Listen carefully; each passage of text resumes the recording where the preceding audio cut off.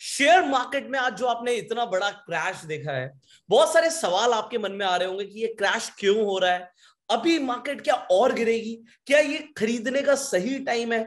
जो शेयर्स आप देख रहे हैं काफी महीनों से, आज वो एक ऐसे रेट पर चल रहे हैं जो आपको बड़ा अट्रैक्ट करते हैं कि मुझे अब शेयर मार्केट में पैसा डाल देना चाहिए। पर कहीं ना कहीं अंदर से डर भी आता है, यार और पैसा डालने से क्या अब नुकसान तो नहीं हो जाएगा, क्या अभी और मार्केट गिरेगी, कब तक गिरेगी।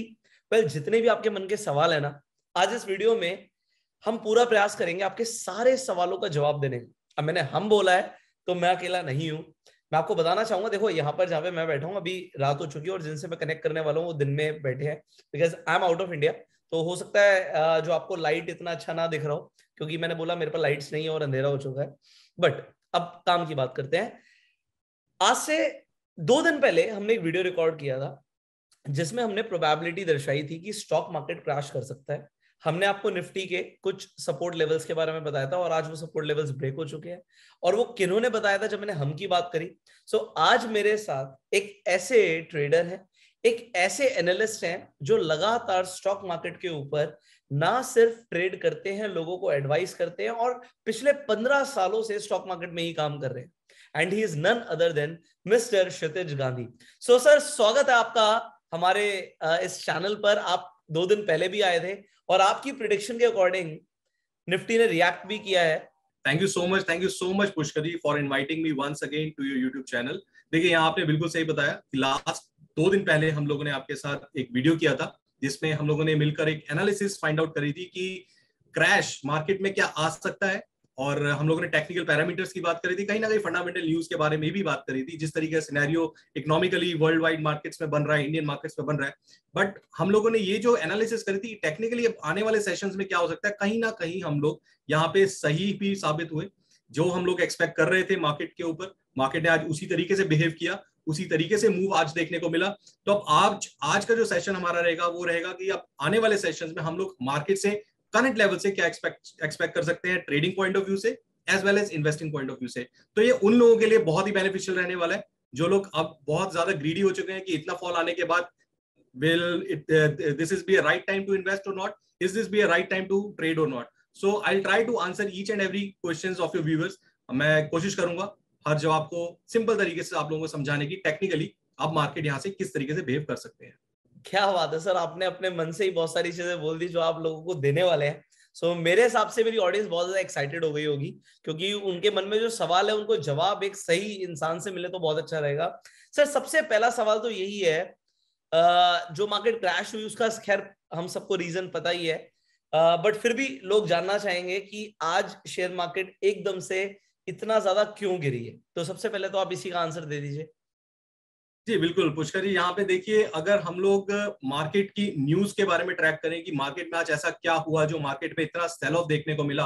भारतीय बाजारों में अगर हम निफ्टी, बैंक निफ्टी दोनों इंडेक्स की बात करें तो काफी स्टीप फॉल हमें देखने को मिला। देखिए, अगर हम लोग कोई भी बिजनेस चैनल देखें या हम लोग इनफैक्ट कोई भी न्यूज चैनल को फॉलो करें तो हमें कहीं ना कहीं से न्यूज तो जरूर मिल जाती है कि बीती रात यूएस की तरफ से, जो फेडरल रिजर्व की तरफ से रेट राइज किए गए हैं इन्फ्लेशन के मद्देनजर, इन्फ्लेशनरी प्रेशर की वजह से रेट राइज करने के कारण जो यहाँ पे मार्केट में प्रेशर माउंट हुआ है।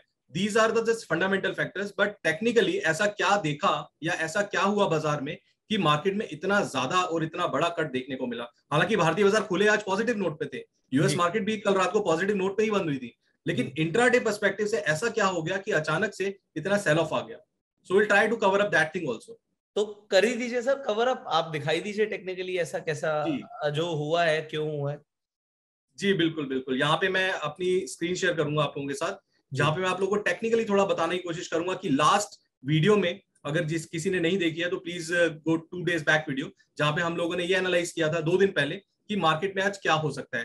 तो जिन लोगों ने ये वीडियो वॉच करा था उनके लिए आज थोड़ा समझना आसान रहेगा कि जो हम लोगों ने एक्सपेक्ट किया था उस हिसाब से मार्केट बिहेव करी या नहीं करी, अगर करी तो क्यों करी। देखिए पुष्कर जी, यहाँ पे हम लोगों ने टेक्निकल चार्ट्स पे पिछले वीडियो में बात की थी कि टेक्निकली फ्राइडे के सेशन में, जो हफ्ता बीत चुका था, उस फ्राइडे के सेशन में हमें एक अर्ली सिग्नल मिल गया था कि मार्केट में जो हम लोग ये पुल बैक रैली देख रहे थे, if you can all watch my screen, ये हम लोग ने एक पुल बैक रैली देखी थी 15,700 से लेके 16,800 तक की। ये रैली कहीं ना कहीं एंड होते दिखाई दी थी, जिसको मैंने आपको टेक्निकली समझाया था कि एक बियरिश फ्लैग पैटर्न बना था, उस फ्लैग का एक ब्रेकडाउन हुआ था। ये फ्राइडे का सेशन है। तो ये जो आप कैंडल देख पा रहे हैं, देखिए फ्राइडे के सेशन में हमें एक अर्ली सिग्नल मिल गया था कि फ्राइडे को वो पुल बैक रैली का एक एंड हो चुका है। तो जो भी लॉन्ग प्लेयर्स हैं उनको एक अर्ली सिग्नल था कि उनको एग्जिट ले लेना चाहिए बाजार से। और हम लोगों ने देखा भी कि जब ये रेड कैंडल बना फ्राइडे के सेशन में, यानी कि जब इस चैनल के बाहर मार्केट ने क्लोज दिया, उसके बाद मंडे को एक शार्प गैप डाउन ओपनिंग हमें देखने को मिली, जो कि ये कैंडल आपको कहीं ना कहीं दर्शाती है कि मंडे को जो हम लोगों ने ओपनिंग देखने को मिली और मार्केट एक बार फिर से 15,700 की तरफ मूव किया। अब हम लोगों ने एक चीज और डिस्कस करी थी कि अगर 15,700 टूटा तो क्या हो सकता है जी। क्या प्रोबेबिलिटी है कि मार्केट यहां से दोबारा से एक बार डिमांड आएगी, दोबारा से मूव करेगी, क्योंकि हिस्टोरिकली हम लोगों ने देखा था कि 15,700 पे एक बार 8 मार्च के करीब बाइंग यहाँ पे इनिशिएट हुई थी या बाइंग सिग्नल्स आए थे, मार्केट में एक अच्छा बाउंस भी देखने को मिला था। उसके बाद हम लोगों ने देखा था कि मई के मंथ में, मिड ऑफ द मई में एक से दो बार फिर से 15,700 को एक बार मार्केट ने रिस्पेक्ट किया था। अब this was the third time, 2 days back की अगर हम लोग बात करें, मंडे की बात करें, तो 2 दिन पहले एक बार फिर से हम लोगों ने 15,700 को एक रिस्पेक्ट दिया और मार्केट ने कहीं ना कहीं उस सपोर्ट को होल्ड किया। लेकिन देखने वाली बात यह है कि 15,700 का जो लेवल है वो एक काफी स्ट्रॉन्ग सपोर्ट की तरह काम कर रहा था, बिकॉज बार बार वहां पे डिमांड आ रही थी, बार बार बुल्स वहां पे एक्टिव हो रहे थे। लेकिन डिसिसिवली हम लोगों ने ये भी एक चीज डिस्कस करी थी कि अगर इस बार, जो कि पिछली 2 बार हुआ, 15,700 पे 2 बार डिमांड जोन आया, क्या इस बार 15,700 पे आएगा? लेकिन अगर नहीं आया तो क्या होगा?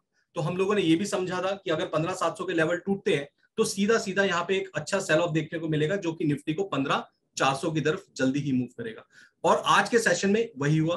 पिछले 2 सेशन में हम लोग देख रहे थे कि मार्केट एक कंसोलिडेशन जोन से या एक कूल ऑफ पीरियड से निकल रहा था। क्या होता है कि कभी भी कोई चीज इतना स्टीप फॉल देती है तो एक बार कूल ऑफ जरूर होती है, एक बार पोजीशंस, फ्रेश पोजीशंस आपकी दोबारा से रिवाइज होती है। तो यहाँ पे जो पिछले 2 दिन में हुआ वो कहीं ना कहीं एक कंसोलिडेशन जोन था, एक कूल ऑफ जोन जिसको हम लोग कहते हैं जी। और आज के सेशन में आपके सभी के सामने लाइव एग्जांपल है। जैसे ही हमने ये 15,700 के लेवल तोड़े, ये निफ्टी के 15,700 के लगभग आपका स्पॉट लेवल है, जैसे ही तोड़ा एक बहुत बड़ा सेल ऑफ देखने को मिला, बहुत बड़ी रेड बार हमें देखने को मिला मार्केट के अंदर। और मार्केट ने कहीं ना कहीं क्लोजिंग अपनी 15,400 के भी नीचे जाती दिखाई दी। 15,340 के आसपास आज निफ्टी बंद हुआ। तो टेक्निकली बियरिश फ्लैग का जो हम लोगों ने पैटर्न समझा था, ये बियरिश फ्लैग का पैटर्न ब्रेकडाउन आया था फ्राइडे के सेशन में और उसी को कंटिन्यू किया और आज मार्केट फिसल के 15,400 की तरफ जल्दी ही मूव कर गया। तो सर हमने ये डिस्कस किया था कि निफ्टी के लिए एक सपोर्ट तो है 15,700। अगर 15,700 का निफ्टी सपोर्ट तोड़ता है तो निफ्टी काफी ज्यादा गिर सकता है, इंडेक्स गिर गया। दूसरा सपोर्ट जो बन रहा है निफ्टी के लिए वो 15,400 का ही था और आज वो भी टूट गया है। तो अगर दूसरा सपोर्ट भी टूट गया है तो अब आगे क्या? ये एक बहुत बड़ा सवाल है, बहुत सारे ट्रेडर्स का सवाल है। तो इसके ऊपर आप क्या कहना चाहेंगे? जी बिल्कुल, देखिए इस चीज को हम लोग थोड़ा टेक्निकली समझने की कोशिश करते हैं कि 15,400 का ही जोन हम लोगों ने सपोर्ट जोन क्यों दिया था। अगर आप पिछली वीडियो को भी जाके देखेंगे तो मैंने क्लियरली समझाया था कि 15,400 का जोन हमारा सपोर्ट जोन क्यों बनता है। देखिए 15,700 का तो पहली बात करते हैं, 15,700 पे जो सपोर्ट था हम लोग इसको सपोर्ट इसलिए मान के चल रहे थे कि 2 से 3 बार यहाँ पे बाइंग इंटरेस्ट दिखाया गया था बुल्स के द्वारा, मार्केट को रिकवर करने की कोशिश की गई थी और यही लेवल था जो मेक और ब्रेक लेवल था। क्योंकि अगर जिस जोन पे 2 बार आपकी डिमांड आई है तो मार्केट ये एक्सपेक्ट करेगी तीसरी बार भी आएगी। तो कहीं ना कहीं वहां पोजीशंस बिल्डअप होती हैं और जब वो लेवल्स टूटते हैं तो जो बायर होता है वो कहीं ना कहीं एक पैनिक सिचुएशन में आ जाता है। तो पैनिक सिचुएशन की वजह से पोजीशंस बहुत जल्दी वहां पे वाइंड ऑफ की जाती है। इसी वजह से बड़े ब्रेकआउट्स और ब्रेकडाउन्स यहाँ पे मार्केट में देखने को मिलते हैं। अब जो नेक्स्ट लेवल था वो था हमारा 15,400 के लगभग जो हमारा सपोर्ट था। वो मैंने समझाया था आपको कि वीकली चार्ट्स, यहाँ पे मैंने आप डेली चार्ट से शिफ्ट होकर वीकली चार्ट्स पे आ जाता हूँ। वीकली चार्ट्स पे मैंने सिंपल सा एक इंडिकेटर यूज किया था, वो है मूविंग एवरेज का। और मैंने मूविंग एवरेज यूज कर दी 100 डेज एक्सपोनेंशियल मूविंग एवरेज। आप दोबारा भी कर सकते हैं सर उसे, हाँ आपने लगाई भी हुई है और उसे बता भी सकते हैं जी। अब देखिए ये जो आपको येलो कलर की एक लाइन दिख रही है, ये अगर हम लोग चार्ट के ऊपर प्लॉट करें मूविंग एवरेज और उसको 100 डेज एक्सपोनेंशियल मूविंग एवरेज को हम लोग पैरामीटर्स में जाके चेंज करें तो इस तरीके का आपको एक लाइन दिखेगा। अभी मैंने इसको कस्टमाइज करके येलो कलर में हाईलाइट किया हुआ है। तो this is a 100 days exponential moving average on weekly charts. और बेसिकली मैंने यही समझाया था कि मार्केट का नेचर रहता है कि कभी भी कोई सपोर्ट या रेजिस्टेंस ब्रेक होते हैं तो मार्केट अपने मूविंग एवरेजेस की तरफ बहुत जल्दी मूव करता है। और यही हम लोग एक्सपेक्ट कर रहे थे कि 15,700 का जो सपोर्ट है, जो लगभग यहाँ पे लाई कर रहा था, जब भी ये टूटेगा मार्केट अपने वीकली चार्ट्स पे अपने मूविंग एवरेज की तरफ मूव करेगी, जो कि लगभग 15,400 पे ही लाई कर रही थी। और आज हुआ भी बिल्कुल वैसा, जैसे ही 700 के लेवल्स टूटे, मार्केट आज 15,400 यानी कि अपने 100 डेज एक्सपोनेंशियल मूविंग एवरेज की तरफ जल्दी मूव करता दिखाई दिया। तो सर अब इसके बाद यहीं पे आ जाते हैं बात की मूविंग एवरेज पर आ चुका है अभी निफ्टी, तो इसके बाद आपकी क्या प्रेडिक्शन है, आपको क्या प्रोबेबिलिटी दिख रही है कि अब आगे क्या हो सकता है मार्केट? जी बिल्कुल, इसको हम लोग थोड़ा टेक्निकली समझने की कोशिश करेंगे। कभी भी देखिए, कोई भी एसेट क्लास हो, चाहे हम निफ्टी की बात करें, चाहे हम गोल्ड की बात करें या क्रूड ऑयल की बात करें, कोई भी एसेट क्लास हो, हमेशा मार्केट एक ट्रेंड फॉलो करती है, हमेशा एक स्विंग्स में मूव करती है, यानी कि अप्स एंड डाउन्स, इस तरीके से मार्केट मूव करती है। जिस तरीके से आप मेरा चार्ट देख पा रहे हैं, यहाँ पे इस तरीके मार्केट स्विंग्स बना रही है, जिस तरीके आप चार्ट देख पा रहे हैं, ये डाउन स्विंग है, ये अप स्विंग है, देन ये डाउन स्विंग है। नाउ पार्टिसिपेंट्स आर एक्सपेक्टिंग कि यहाँ से एक अप स्विंग आएगा, और देखिए हम लोग भी यहाँ पे ये कह सकते हैं कि you can actually expect the upswing, but वहां पे देखने वाली बात यह है कि एटलीस्ट इस लेवल पर मैं बाइंग इंटरेस्ट अगर नहीं दिखा रहा तो मैं शॉर्ट भी यहाँ पे नहीं करूंगा। शॉर्ट ना करने के मेरे पास एक रीजन है। देखिए सिंपल सा तरीका है, मेरे को एक ट्रेंड लाइन फॉलो करनी है, मार्केट एक ट्रेंड को फॉलो कर रहा है, ये देखिए सिंपल सा तरीका है, मार्केट एक lower lodge kind of pattern बना रहा है, तो यहाँ पे डिमांड आती है, मैंने आपको समझाया स्विंग में चलता है बाजार, तो ये था आपका लोअर स्विंग, ये आपका हायर स्विंग है, ये again lower swing, this is a higher swing, now this is market is again moving towards its lower swing. तो अब 15,400 जो मेरी 100 डेज एक्सपोनेंशियल मूविंग एवरेज है वीकली चार्ट्स पे, अगर मार्केट डिसिसिवली इसके नीचे क्लोज हो जाती है या होल्ड ऑन कर जाती है, तो ये अपने ट्रेंड लाइन के डाउन साइड, जो कि ये चैनल का डाउन साइड है, जहां पे हर बार डिमांड आती है, मार्केट इस तरफ मूव करेगा, जो कि आएगा सीधा सीधा आपका 15,000 के आसपास या फिर 14,950 के आसपास।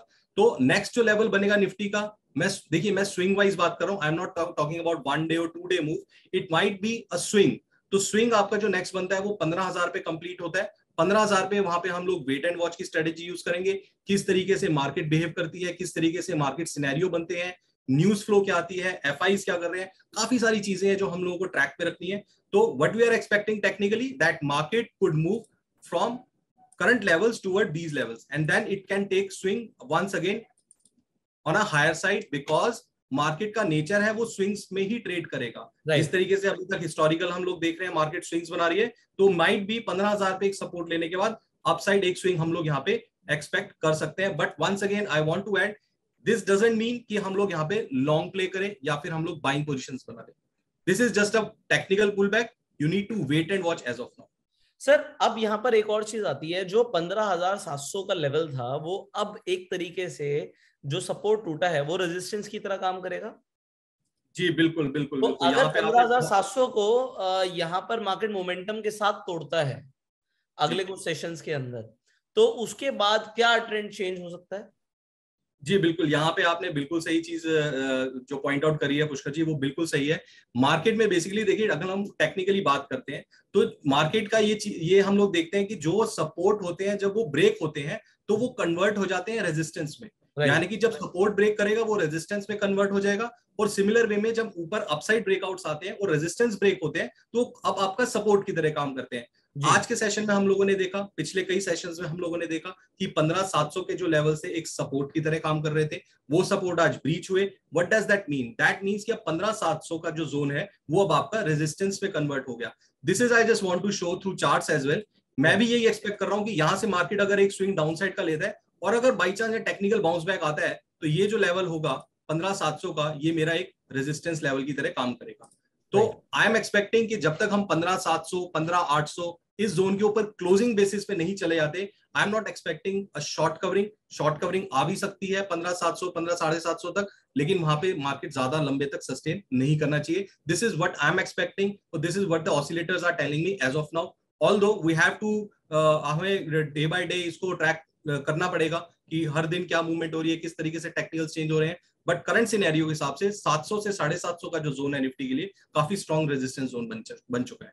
सर एक आउट ऑफ द बॉक्स सवाल पूछूंगा, क्योंकि मेरे कई सारे ऐसे लोगों से बात होती है जो कंपनीज रन कर रहे हैं, वो द फाउंडर्स जिनके अपने स्टार्टअप्स हैं, तो ज्यादातर लोग कुछ ऐसी बातें आजकल कर रहे हैं कि स्टार्टअप इकोसिस्टम के लिए भी ये टाइम अच्छा नहीं है, मार्केट से लिक्विडिटी स्क्वीज हो चुकी है, तो अगला 1 से 1.5 साल स्टार्टअप इकोसिस्टम के लिए बहुत ज्यादा बढ़िया नहीं है, अभी फंडिंग्स नहीं मिलेंगी, लिक्विडिटी नहीं है। सो वो लिक्विडिटी क्रंच के ऊपर जो ये बातें मुझे सुनने में आई है, अभी से नहीं है, 3-4 महीने हो गए मैं सुनता आ रहा हूँ, और उसका असर मुझे मार्केट पे भी दिख रहा है। तो क्या मैं पहले तो ये जो लिक्विडिटी स्क्वीज की वो बात 1-1.5 साल की कर रहे हैं, तो वो क्या सोचकर और क्या देखकर 1-1.5 साल का सीधा होराइजन की बात कर रहे हैं, और क्या इसका असर डायरेक्टली और इनडायरेक्टली रिलेटेड है स्टॉक मार्केट से भी? देखिए बिल्कुल, क्या लिक्विडिटी स्क्वीजनेस की जब हम बात करते हैं तो काफी सारे फंडामेंटल फैक्टर्स यहाँ पे आ जाते हैं। जैसे कि मैंने आपको बताया कि सेंट्रल बैंक जो है अभी कंसर्न दिखा रहे हैं इन्फ्लेशन को लेके। देखिए सिंपल सा लॉजिक है, जब भी आपकी इन्फ्लेशन बढ़ेगी, एक कंज्यूमर है जो एंड कंज्यूमर एंड पे जो बंदा बैठा है उसकी कहीं ना कहीं परचेसिंग पावर कम होगी। अगर हम लोग इसको सिंपल लैंग्वेज में समझना चाहें कि मान लीजिए पहले मुझे 4% ब्याज के हिसाब से लोन मिलता था, अब वो ब्याज दरें बढ़ के 5 या 6% हो गई है, तो अब जो मेरी कंजम्पशन की कैपेसिटी थी वो कहीं ना कहीं 2% से स्क्वीज हो गई है। तो जब मैं कंजम्पशन करूंगा कम, तो ऑब्वियसली बात है मैं सेविंग भी कम करूंगा। तो जब मैं सेविंग कम करूंगा तो ऑब्वियसली मैं इक्विटी मार्केट की तरफ भी कम मूव करूंगा। तो इसको हम कहते हैं लिक्विडिटी क्रंच। तो सिंपल लैंग्वेज में मुझे ये समझने की जरूरत है, अगर हम लोग लॉन्ग टाइम पीरियड की बात करें तो देखिए कल अगर हम लोग फेड की बात भी करें, फेड की तरफ से जो स्टेटमेंट मिला वो यही देखने को मिला कि फिलहाल के लिए हम लोग 75 बेसिस पॉइंट से रेट राइज कर रहे हैं, बट आने वाले महीनों में यानी कि जुलाई मंथ से लेकर सितंबर तक हम लोग 50 बेसिस पॉइंट्स फिर 25 बेसिस पॉइंट्स करके फिर से बढ़ाएंगे। यानी कि दे आर आल्सो एक्सपेक्टिंग कि आने वाले महीनों में अभी इन्फ्लेशन के ऊपर इतना ज्यादा कंट्रोल नहीं आने वाला।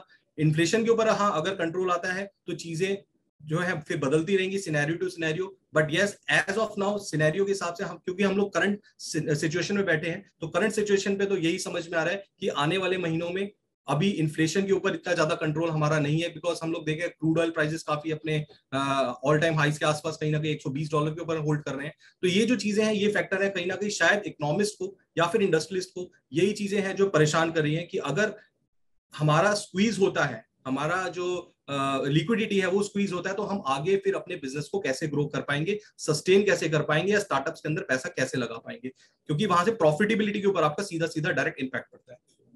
तो सर इसमें जो अभी मुझे बात समझ आ रही है वो ये है कि ये जो ट्रेंड है it could be for next 6 months, मतलब हम अगले 6 महीनों के लिए कोई बहुत बड़ा अपसाइड मार्केट से शायद एक्सपेक्ट नहीं करेंगे। देखिए फिलहाल अगर हम 6 महीने की बात करें तो अभी के सिनेरियो के हिसाब से तो मुझे नहीं लगता कि हम लोग कोई, जिस तरीके से हम लोगों ने 2000 कोविड के जो पैंडेमिक आया 2019 के बाद 2020 2021 जब लॉकडाउन डिक्लेयर हुआ, उस टाइम भी हम लोगों ने देखा था कि मार्केट की न्यूज की जो लॉकडाउन की न्यूज थी उसकी वजह से काफी ज्यादा पैनिक सेल ऑफ देखने को मिला था। लेकिन किसी ने भी ये एक्सपेक्ट नहीं किया था कि रिकवरी भी उससे ज्यादा आएगी। तो जिन्होंने पैंडेमिक के टाइम पे अगर किसी ने इन्वेस्टमेंट करी थी, अगर आप उससे किसी से भी बात करेंगे तो उसका पोर्टफोलियो अभी भी प्लस में होगा। क्योंकि जो 2019 में 2020 में हम लोगों ने लोस बनाए थे उसके मुकाबले अभी भी मार्केट कहीं ना कहीं आपको रिटर्न्स दे रहा है। तो ब्रॉडर मार्केट तो अभी भी पॉजिटिव है। अगर मैं आपको टेक्निकली चार्ट्स पे भी दिखाऊं, ये वीक ऑन वीक मार्केट का है। देखिए हम लोग 2020 में कहीं ना कहीं 10,800 के लेवल्स पे थे। यहाँ पे पैंडेमिक सेल ऑफ आया था जहां पे हम लोग फिसल के 11,800 से सीधा 7,800 यानी कि 7,800 8,000 के जोन में चले गए थे। बट ये किसी ने भी एक्सपेक्ट नहीं किया था कि रिकवरी इस तरीके से आएगी। तो किसी ने अगर इस जोन पे पैसा लगाया था तो आज भी कहीं ना कहीं प्रॉफिटेबल है। तो ये जो हम लोगों ने इतना बड़ा बुल रन देखा 2020 2021 में, ये इट वाज नेवर एक्सपेक्टेड। तो ये आउट ऑफ एक्सपेक्टेशन चला गया। और मार्केट का देखिए बिजनेस साइकिल है, कभी भी कोई चीज अगर ऊपर जाएगी तो इट्स अ नेचर की वो थोड़ी सी नीचे भी आएगी। तो अगर हम ब्रॉडर बात करें 2 साल 3 साल 4 साल या 5 साल की भी क्यों ना बात करें, तो this is just a correction on the charts. ये ऐसा नहीं कि बुल रन खत्म हो गया, बुल रन तो अभी भी चल रहा है। 11,500 से हम लोग 18,000 मूव कर गए, 7,000 पॉइंट का हम लोगों ने निफ्टी में गेन देखा 2021 में। बट यस, अगर 6 महीने की बात करें तो आप चार्ट्स पे भी पहले से ही डिस्काउंट कर सकते हैं, प्राइस पैटर्न को देख के, प्राइस फ्लक्चुएशन को देख के, कि अब इतना बड़ा रन इतनी जल्दी देखने को नहीं मिलेगा 6 महीने के टाइम ड्यूरेशन की अगर हम लोग बात करें। But yes, over the period of years अगर हम लोग बात करें, Indian market is still in bull run. Buy dips जिसको इन्वेस्टमेंट करनी है वो अभी भी अपना मन हल्का ना करे, पैसा अपना लगाते रहे भारतीय बाजारों में। तो आपने सर इसमें एक और बड़ी यहाँ पर कमाल की बात बोली है, और इसके ऊपर अभी हम आपसे और भी क्लैरिटी लेंगे। यहाँ पर दो तरीके के लोग आ जाते हैं क्षितिज जी, एक वो जो इन्वेस्टर्स हैं, एक वो जो ट्रेडर्स हैं। तो पहले मैं इन्वेस्टर्स की बात करता हूँ। जो इन्वेस्टर्स लगातार स्टॉक मार्केट में इन्वेस्ट कर रहे हैं, चाहे वो खुद डायरेक्ट स्टॉक इन्वेस्टमेंट करते हो और चाहे वो एसआईपी के थ्रू करते हो। तो जो लोग एसआईपी कर रहे हैं या करना चाहते हैं या उनकी चल रही है, उन लोगों की एडवाइस देंगे। पहले तो आप ये बताइए, फिर मैं ट्रेडर्स का सवाल पूछूंगा आपसे। जी बिल्कुल, जैसे मैंने आपको पहले बताया कि भारतीय बाजारों में ऐसी कोई प्रॉब्लम नहीं लग रही है फिलहाल। मैं ये नहीं बोलूंगा कि हम लोग बियर मार्केट में आ गए। मैंने आपको क्लियरली चार्ट्स पे दिखाया कि 2019 2020 के जो लोस थे पैंडेमिक के टाइम पे, वहां से काफी ज्यादा मार्केट चल चुका था। जी काफी जो फंडामेंटल एनालिस्ट हैं वो ये भी कह रहे थे कि stocks are at bit a higher valuation, थोड़े अपने जो वैल्यूएशन फंडामेंटली हम लोग निकालते हैं उससे काफी ज्यादा हाई वैल्यू पे ट्रेड कर रहे हैं। तो ये मार्केट का नेचर है, जब इतने हाई वैल्यू पे होगा उसको कहीं ना कहीं थोड़ा सा कूल ऑफ दिखाना ही पड़ेगा। इतने हाई वैल्यू पे मार्केट नहीं सस्टेन कर पाता। जैसे कि हम लोग अगर प्रैक्टिकल मार्केट में भी, अगर हम प्रैक्टिकल लाइफ से भी एग्जांपल है, अगर मान लीजिए मैं माउंट एवरेस्ट चढ़ जाता हूँ तो मैं वहां ज्यादा देर खड़ा नहीं रह पाऊंगा। ऑक्सीजन की कमी कह लीजिए या कुछ भी कह लीजिए, मुझे एक बार को तो नीचे आना ही पड़ेगा अपना स्ट्रेंथ गेन करने के लिए। तो this is just market is also doing, ये अपनी स्ट्रेंथ गेन करने के लिए वापस आ रही है। तो आप ये समझिए वो शेयर है जो हमला करने के लिए पीछे आ रहा है। तो डरना बिल्कुल नहीं है, एसआईपी लगाते रहिए, भारतीय बाजारों पे भरोसा बना के रखिए। लॉन्ग टर्म इन्वेस्टर्स टेक्निकल्स को थोड़ा सा सीख के फॉलो करके लेवल वाइज अपनी एसआईपी को जारी रखिए, कोई प्रॉब्लम वाली बात नहीं है मार्केट में। क्या इसके अंदर बाइंग इन द डिप जो बहुत सारे वैल्यू इन्वेस्टर्स यूज करते हैं स्ट्रैटेजी को, क्या इन्वेस्टर्स को buying in the dip strategy को फॉलो करना चाहिए सर? देखिए जो लॉन्ग टर्म इन्वेस्टर्स है, मैं इन्वेस्टमेंट की बात करूंगा, इन्वेस्टमेंट पॉइंट ऑफ व्यू से यस बिल्कुल करना चाहिए।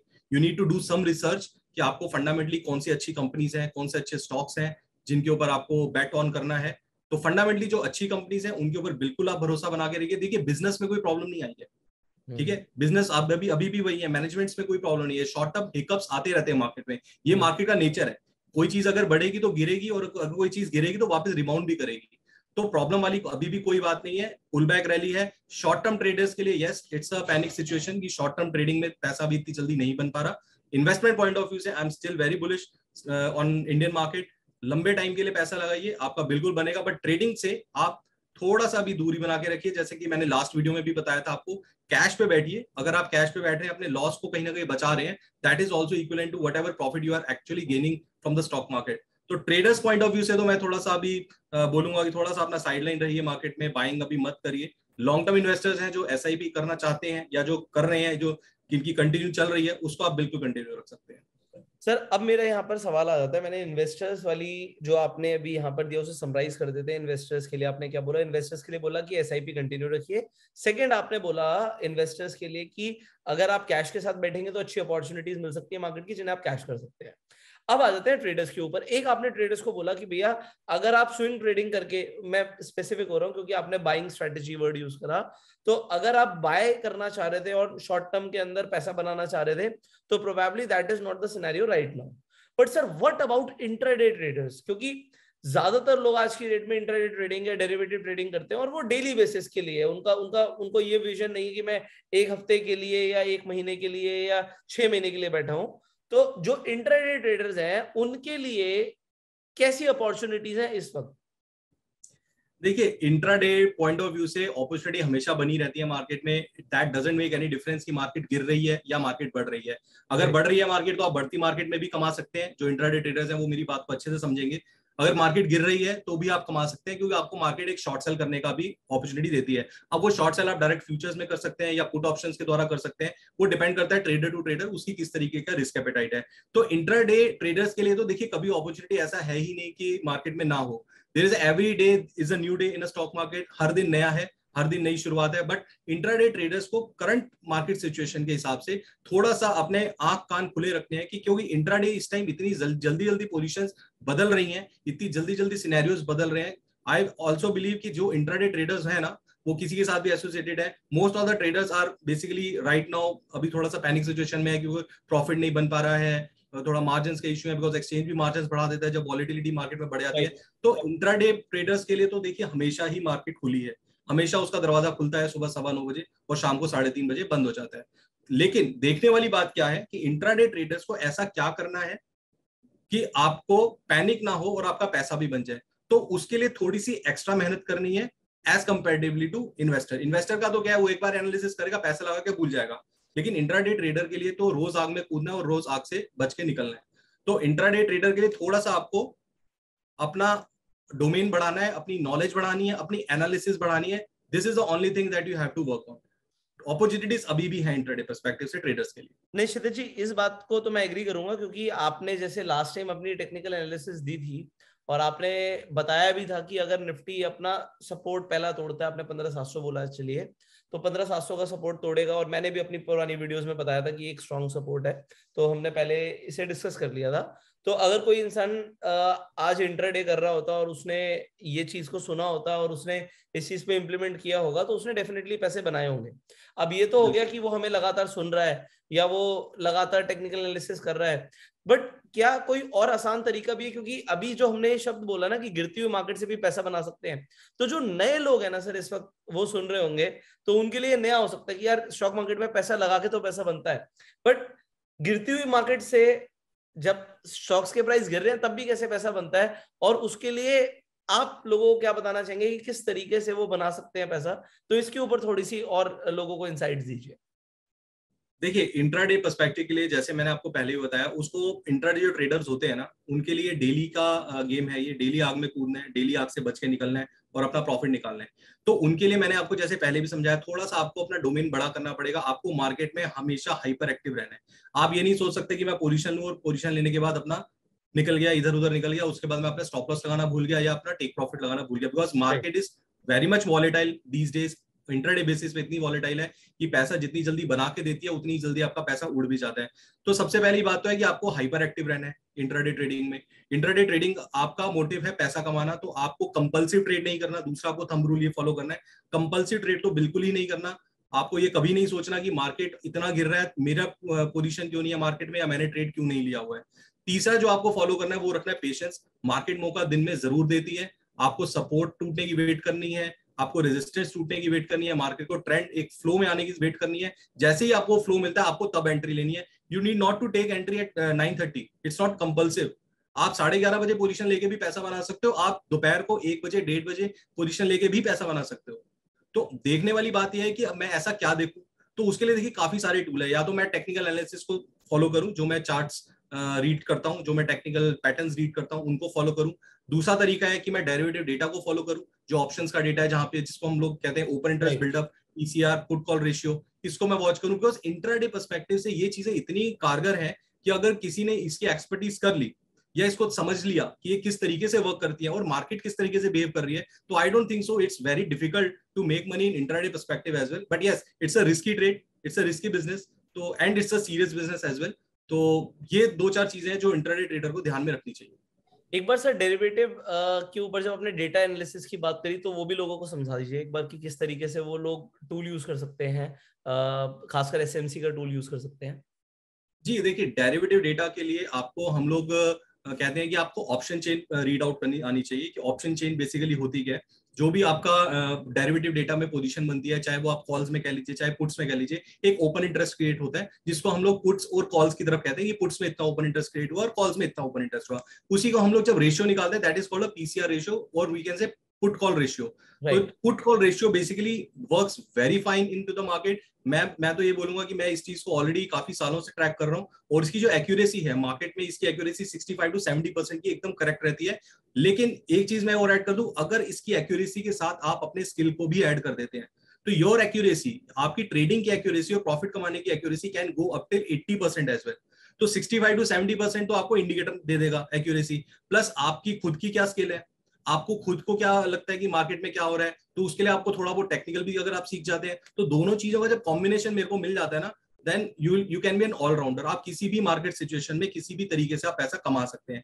तो टेक्निकली पहले मैं बात समझता हूँ, जैसे हम लोगों ने पहले भी डिस्कस किया कि 15,700 का यहाँ क्लियर हमें ब्रेकडाउन देखने को मिला मार्केट में, और 15,700 का फॉल आया कहां तक, 15,335 तक आज मार्केट फिसल गया। अब इसको मैं समझने की कोशिश करता हूं कि ऑप्शन चेन से मैं किस तरीके, अगर मान लीजिए मैं टेक्निकल चार्ट नहीं देख रहा, ऑप्शन चेन से मुझे कैसे सिग्नल मिलेगा कि आज मार्केट क्या हो सकती है। तो इसके लिए हम लोगों ने काफी अच्छा टूल बनाया हुआ है, that is called the auto trender. Auto trender में बेसिकली हम लोग यही चीजें प्रोवाइड करते हैं। आपका पुट कॉल रेशियो होता है, आपका पीसीआर की पूरी चेन होती है कि पुट्स में क्या पोजीशन बन रही है, कॉल्स में क्या पोजीशन बन रही है, जो बिगर हैंड्स है जिनको हम एफआईज कहते हैं, जो बेसिकली मार्केट्स को रन करते हैं, स्ट्रॉन्गर हैंड्स कहाँ काम कर रहे हैं, हम लोगों का काम है उसको सिर्फ फॉलो करना। तो उसको उसी एनालिसिस को हम लोगों ने अपने रिसर्च का एक टूल है हमारा, एक सॉफ्टवेयर है जिसको हम लोग कहते हैं ऑटो ट्रेंडर, उसी अंदर हम लोगों ने सारी एनालिसिस ऑलरेडी बिल्डअप कर रखी है, जो कि एक लेमैन के लिए समझना भी काफी आसान है कि किस तरीके से चेन वर्क करती है। तो if you all can see my screen, this is the home page of the auto trender. जब इस ऑटो ट्रेंडर में हम लोग एक डेरिवेटिव का कॉलम देते हैं यहाँ पे left hand side of the screen, जब मैं इस पे क्लिक करता हूँ डेरिवेटिव कॉलम पे, इस तरीके से एक ऑप्शन चेन मेरे सामने ओपन हो जाती है। अब मैं आपसे बात करता पीसीआर डेटा की। देखिए ये होता है निफ्टी कॉल ऑप्शन, ये है आपका निफ्टी पुट ऑप्शन का पूरा ऑप्शन चेन है। अब जो लोग डेरिवेटिव मार्केट में ट्रेड करते हैं उन लोगों को थोड़ा अच्छे से समझ में आएगा कि मैं क्या समझाना चाह रहा हूँ। ये सिमिलर सेम वे में जो ये ऑप्शन चेन क्रिएट होती है कॉल्स और पुट्स में, उसका हम लोग पीसीआर वैल्यू कैलकुलेट करते हैं, that is called put call ratio. और ये पुट कॉल रेशियो आपको सिग्नल जनरेट करके देता है कि whether market is on a sell side और whether market is on a buy side. तो अगर हम आज की मार्केट की बात करें, आज हालांकि हम लोगों ने देखा कि यूएस स्टॉक पॉजिटिव में बंद हुआ, आज निफ्टी भी प्लस में खुला, लेकिन मार्केट में ऐसा क्या हुआ कि सेलिंग प्रेशर बन गया। देखिए अगर मेरे पास ये ऑप्शन चेन मेरे सामने होती ना तो मुझे क्लियरली समझ में आ जाता कि आज मार्केट गैप अप खुली जरूर है बट ये सस्टेन नहीं करने वाली। ये अर्ली सिग्नल आपको ऑप्शन चेन से मिल जाता है। अब वो कैसे मिलता है? ऑटो टेंडर यूज करके। अब वो ऑटो टेंडर में हम लोग हर 15-15 मिनट में डेटा आपको प्रोवाइड करते हैं, which is called a PCR value and the VWAP signal. VWAP is basically volume weighted average price. तो बेसिकली करना क्या होता है, आपको सिग्नल पे ध्यान देना है, option signal and VWAP signal. VWAP signal आपका टेक्निकल बेसिस पे होता है, ऑप्शन सिग्नल आपका डेरिवेटिव बेसिस पे होता है। मैंने आपको पहले भी बताया, जब आप दोनों कॉम्बिनेशन को मैचअप कर देते हैं ना, then you can be an allrounder. आप फील्डिंग भी अच्छी करें, आप बैटिंग भी अच्छी करें और अब आप बॉलर भी बन गए, तो किसी भी मार्केट सिचुएशन में, किसी भी मैच की सिचुएशन में आपकी विन विन पोजीशन में हो। टीम कुछ भी परफॉर्म करे, आपकी परफॉर्मेंस हमेशा अच्छी रहेगी। तो लेट्स सी हाउ। 10:30 बजे हम लोग कहते हैं 10:30 तक जो स्ट्रॉन्गर हैंड्स है उनको आप काम करने दीजिए, उनको आप पोजीशन बना दे दीजिए। हमारा काम है, देखिए as a retailer we can't run market, we don't have that much capital, we don't have that much strength कि हम लोग मार्केट को रन कर पाए। मार्केट को रन कौन करता है? मार्केट को रन करते हैं जो स्ट्रॉन्गर हैंड्स होते हैं, जिनको हम एफआईज के नाम से जानते हैं, right. The FIs basically options, they are allowed to do trading in future and options. Basically वो लोग पोजीशंस बनाते हैं और काटते हैं, और रिटेलर का काम होता है उनको फॉलो करना। हमें इंजन नहीं बनना, हमें इंजन के पीछे डब्बा बनना है और डब्बा फॉलो करेगा इंजन को और अपना प्रॉफिट लेके निकल जाएगा। Let's see how it works. 10:30 बजे तक हम उनको टाइम देते हैं, आप 10:30 बजे तक करो जो मार्केट में करना है, ऊपर खोलो, नीचे खोलो, फ्लैट खोलो, हमें कोई मतलब नहीं है। हम वो करेंगे जो आप 10:30 के बाद करोगे। तो आप 10:30 के ऊपर अगर हम फोकस करें, सिर्फ हम लोगों ने यहाँ मेंशन भी किया है that use this indicator only after 10:30 AM, right. 10:30 बजे के बाद इस इंडिकेटर को फॉलो करो। अब हर 15-15 मिनट में आपको डेटा मिलता रहता है। 10:30 बजे अगर मैं डेटा यहाँ पे एनालाइज करूं तो ऑप्शन सिग्नल मुझे कह रहा था सेल का सिग्नल, यानी कि मार्केट वीक है, सेलिंग के यहाँ पे प्रेशर बन सकता है मार्केट में। हालांकि मार्केट गैप अप खुला था, बट फिर भी ऑप्शन सिग्नल आपको कह रहा था सेल, यानी कि जो गैप अप खुला है वो कहीं ना कहीं इट्स एन अर्ली सिग्नल, ये सस्टेन नहीं करने वाला। वीवेप सिग्नल जो मैं कह रहा था कि टेक्निकल इंडिकेटर के ऊपर बनाया है, वो भी आपको कह रहा है सेल। दोनों सिग्नल जब आपके मैच कर जाते हैं, then you will have more confidence कि मुझे एटलीस्ट बाय तो नहीं करना, सेल करके मैं फिर भी सोच सकता हूं जी, राइट। तो अब मुझे वेट करनी है 10:45 पे कि अगले 15 मिनट में क्या होता है। अगर अगले 15 मिनट में भी लगातार 2 सिग्नल आपके सेल के आ गए, that is a right time to go short. Similar way में अगर यहाँ पे मैं ऐड करूंगा, एंड पीसीआर डेटा इंप्रूव नहीं हो रहा, उल्टा और डाउन जा रहा है, तो ये भी एक इंडिकेटर है मेरे हिसाब से। अगर ये बिल्कुल चेंज होता है तो हमारे लिए एक वरी का साइन हो सकता है। ये शायद आप इसलिए भी नोटिस कर पा रहे हैं बिकॉज आज ये जो एक्सपायरी का हमारा था, थर्सडे था, आज थर्सडे की एक्सपायरी थी, और ये जो डेटा है करंट एक्सपायरी का ही आपको दिखाएगा, यानी कि वीकली एक्सपायरी जो हमारे इंडेक्स में होती है। तो ये जो वैल्यू आप डिक्रीज और इंक्रीज देख रहे हैं, it might be due to expiry also. Because होता क्या है, जब जैसे जैसे हम एक्सपायरी की तरफ मूव करते हैं, 11 बजे, 12 बजे, 1 बजे, 1:30 बजे, ऑपरेटर्स या जो स्ट्रॉन्गर हैंड्स वो क्या होते हैं, वो रोल ओवर कर देते हैं अगली एक्सपायरी में, क्योंकि करंट एक्सपायरी तो 3:30 बजे खत्म हो जाएगी, जो भी टाइम वैल्यू इरोडन है वो हो जाएगा। अब मुझे पोजीशन बनानी है नेक्स्ट वीक में, तो it might do not increase or do not decrease subsequently because वो दूसरी एक्सपायरी में शिफ्ट हो रहे हैं। तो अगर मैं वैल्यू वाइज बात करूं तो हो सकता है यहाँ पे 0.33 से 0.28 हो गया, 0.28 से 0.24 हो गया। आप समझ रहे होंगे ये तो कम हो रहा है बल्कि, तो मैं सेल क्यों करूं? आपको इसके ऊपर फोकस करने से बेटर, मेरे हिसाब से अगर डेटा मतलब लेस देन 1 की तरफ जा रहा है तो it is a good signal. जो मैंने अभी तक आपका ये सॉफ्टवेयर ट्रैक किया है कि अगर ये सिग्नल मेरे लिए और स्ट्रांग हो रहा है कि सेल करने का, बट अगर ये 3.7 से 5.7 या 8.7 हो जाता तो मेरे लिए एक साइन होता कि भाई अभी शायद मेरे को ट्रेड मेरा बनता है नहीं बनता, I could wait for that. देखिए वो थोड़ी सी और ज्यादा टेक्निकल कॉन्सेप्ट हो जाता है कि वो वैल्यू किस वजह से बढ़ रही है, किस वजह से कम हो रही है, बिकॉज वो थोड़ा टेक्निकल चीजें हैं जिसके अंदर मैं नहीं जाना चाहता कि क्या लॉजिक्स हैं इसके पीछे।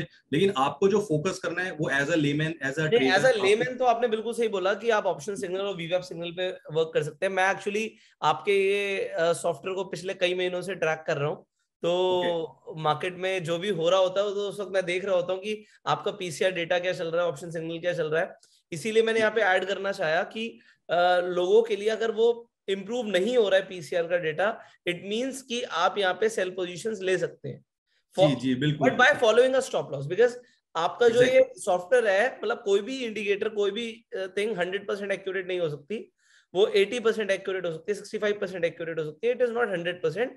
सो स्टॉप लॉस फॉलो कीजिए, बट अगर आप स्टॉप लॉस फॉलो करेंगे और अगर आपको 65-70% से के आसपास भी एक्यूरेसी मिलती है, so you make money out of the market and you make a good money actually.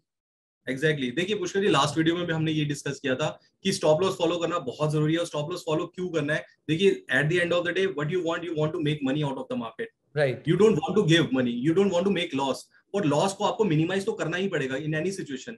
अगर आप 100 रुपए लेके मार्केट में बैठे हैं और एक ही ट्रेड में आप 90 रुपए का लॉस कर देते हो, तो अगला ट्रेड लेने की कैपेसिटी खत्म हो जाती है, आपका कॉन्फिडेंस लो हो जाता है। तो it's always necessary to follow stop loss. अगर आपने 20 रुपए पे स्टॉप लॉस काट दिया, एटलीस्ट अगला ट्रेड लेने के लिए आपके पास 80 रुपए पड़े हुए अभी भी। You have to work on your psychology as well. कोई भी सॉफ्टवेयर, कोई भी चीज है कि 100% श्योर शॉट नहीं होती है, 60-70% की हिट रेशियो जरूर होती है। कहीं ना कहीं मुझे थोड़ा अपना भी स्किल उसमें यूज करना है।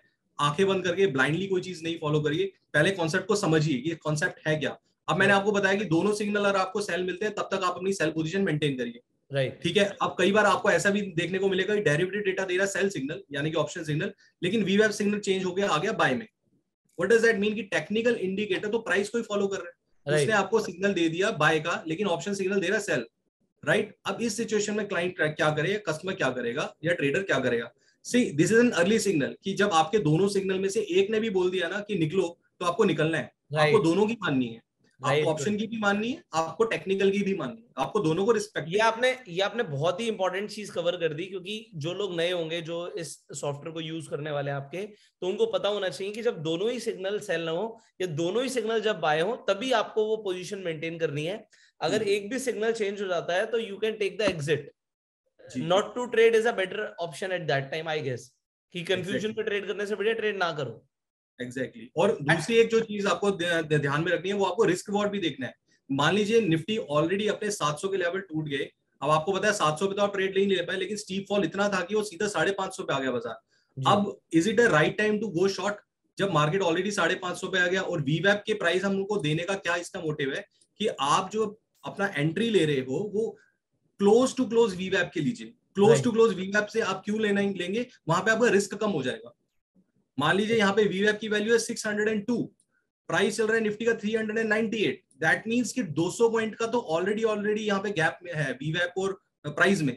तो is it a good trade to take? I will say no, because यहाँ 200 पॉइंट का आपका रिस्क है, क्योंकि मार्केट बिहेव करती है कि वो अपने वीवैप की तरह मूव करती है, राइट। नॉर्मल कंडीशन में वीवैप की तरह मूव करेगी। अब आप खुद सोचिए, अगर 398 पे मैं यहाँ पे मार्केट में सेल ले रहा हूँ, शॉर्ट सेल कर रहा हूँ, वीवैप है 602 का, अगर मान के चलिए मार्केट बाउंस करके 550 भी आ गई ना, तो भी मेरे को सेल सिग्नल ही देगी, वीवैप सेल सिग्नल ही देगी, लेकिन आपकी पोजीशन लॉस में चली जाएगी, because you haven't made the right entry at a right time, right. तो इसके आपको लिए आपकी एक करनी सजेशन ये भी है, आपने बताया कि एंट्री जब लो तो वीवैप के आसपास लो, चाहे बाय कर रहे हो चाहे सेल कर रहे हो, प्राइस जब वीवैप के आसपास आए, और वो आता है जनरली, तो आपको तभी एंट्री लेनी चाहिए, उसके आसपास लेनी चाहिए। 200 पॉइंट का difference, so it doesn't make any sense, right.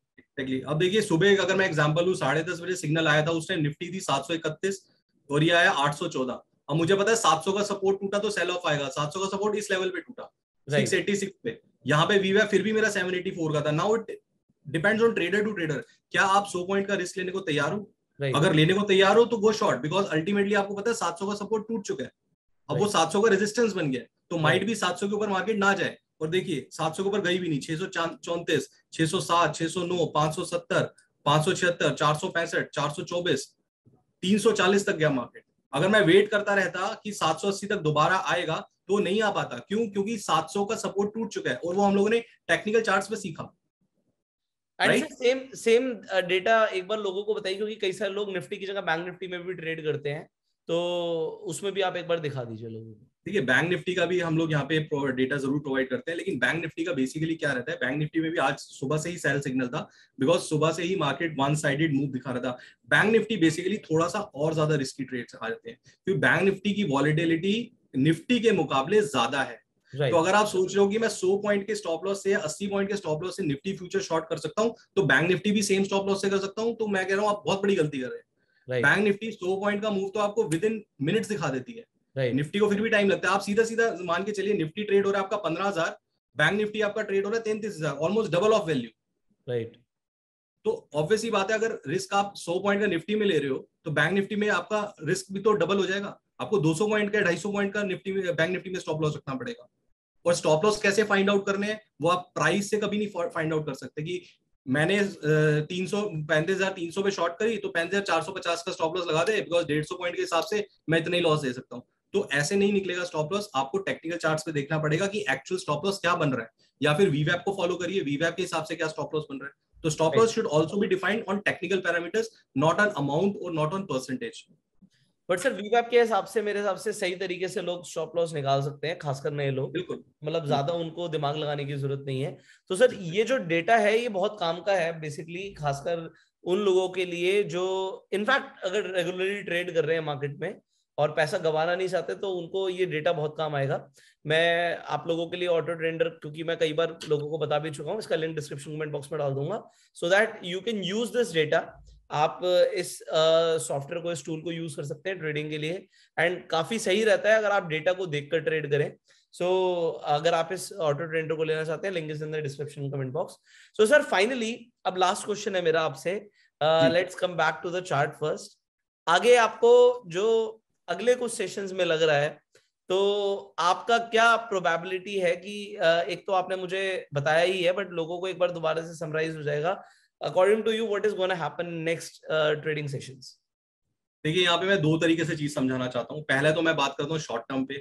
Short term में तो जैसे मैंने पहले भी बताया, I will repeat once again that thing, short term पे अभी फिलहाल के लिए सेल ऑन रैलीज की मार्केट है। कोई भी टेक्निकल बाउंस अगर आता है वहां पे try to find out pattern कि कौन सा बियर पैटर्न बन रहा है। बियर पैटर्न देखिए दो तरीके पैटर्न है, bull pattern, bear pattern. Last video में हमने समझा था, बियर फ्लैग ब्रेकडाउन देखा था हम लोगों ने, और बियर फ्लैग ब्रेकडाउन यहाँ पे बड़ा ही क्लियरली मैंने दिखाया था। ये हमारा पोल बन रहा था, ये फ्लैग बन रहा था बियर, और ये ब्रेकडाउन हुआ। तो अब आने वाले सेशंस में शॉर्ट टर्म की बात करें तो कभी भी आपको टेक्निकल बाउंस मिलता है ना, तो टेक्निकल बाउंस अभी फिलहाल के लिए तो सस्टेन नहीं करेगा। वहां पे आपको फाइंड आउट करना है ऐसा कौन सा बियर पैटर्न बन रहा है। आपको शॉर्ट सेल पे ही फोकस रखना है, लॉन्ग पे अभी आप फिलहाल फोकस मत रखिए। हो सकता है आने वाले सेशन में 100-150 पॉइंट की छोटा सा पुल बैक देखने को मिल भी जाए, but there is a high relatable chance कि वो जो पुल बैक होगा ना, वो इस तरीके का कोई पैटर्न बनाने आ रहा होगा, वो फिर से ट्रैप करेगा बुल्स को। तो शॉर्ट टर्म में तो मैं ये बोलूंगा 15,400 के सपोर्ट आज टूट चुके हैं। जो अगला सपोर्ट बनता है वो बनता है साइकोलॉजिकली 15,000 का। 15,000, 15,020, 15,050, यहाँ पे एक बार मार्केट को सस्टेन करना चाहिए। लॉन्ग टर्म की अब बात करते हैं। देखिए लॉन्ग टर्म की अगर मैं बात करूं तो मेरे को मूव करना पड़ेगा वीकली चार्ट्स के ऊपर। वीकली चार्ट पे सिंपल सा मैंने आपको बता दिया कि मूविंग एवरेज के नीचे आज हम लोग जाके क्लोज हो चुके हैं, जो कि 15,400 के आसपास यहाँ पे सस्टेन कर रही थी। इसके नीचे नीचे हम लोग मूव करने स्टार्ट कर दिया है।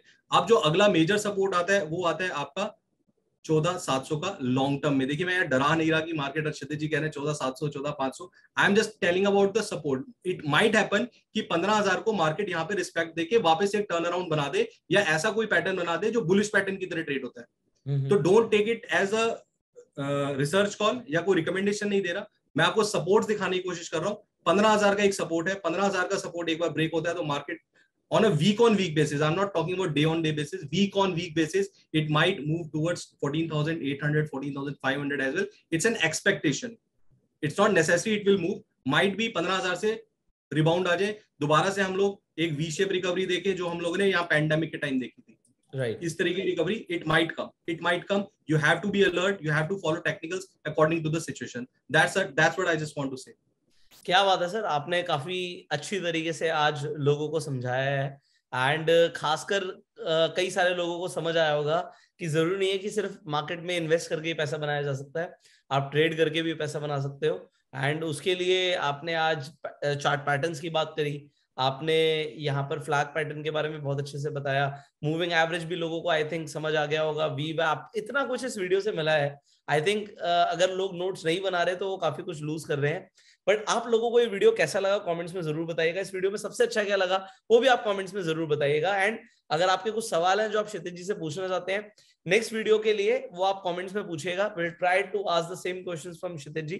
फाइनली इस इन्फॉर्मेशन को सिर्फ अपने तक मत रखिए, इसे ज्यादा से ज्यादा लोगों तक शेयर कीजिए। सो share this video. And Facebook पे वीडियो देखना फॉलो कीजिए, यूट्यूब पर देखना सब्सक्राइब कीजिए, बेल आइकन पे क्लिक कीजिए। अगर आपको ऑटो ट्रेंडर का सॉफ्टवेयर चाहिए तो डिस्क्रिप्शन कमेंट बॉक्स में जो लिंक है उस पर क्लिक करके आप इस सॉफ्टवेयर को ले सकते हैं। And finally, I will see you in the next video. Till that time, you can follow Kshitij ji on Twitter. उनका डिस्क्रिप्शन में मैं ट्विटर हैंडल डाल दूंगा। And sir, stay connected and everybody stay tuned We'll see you in the next video. Till the time, you go self-made.